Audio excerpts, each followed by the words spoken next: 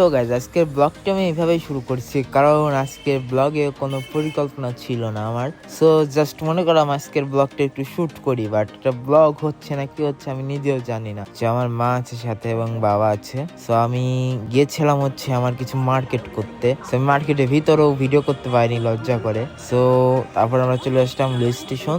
সেখান থেকে আমি আছি, মামা আছে। সো আমরা কিছু খাওয়া দাওয়া করলাম, দেন রুমে চলে আসলাম। সো কি নিয়েছি তোমাদের সবাইকে দেখাই। সো আমি হচ্ছে নিয়েছি আউটফিট থেকে, যেটা আমাদের কুষ্টিয়া একটা ব্রাঞ্চে আছে। তো আউটফিট থেকে নিয়েছি একটা কোট নিয়েছি অ্যান্ড একটা হচ্ছে হুডি নিয়েছি, ব্লেজার এন্ড হুডি। তো দেখাই কেমন হয়েছে, তোমরা বলবা কমেন্টে কেমন হয়েছে। আর এটা কেমন ব্লগ আমি নিজেও জানি না, খুব ভালো ব্লগটা হচ্ছে না এখানে। So enjoy this video and please like and subscribe.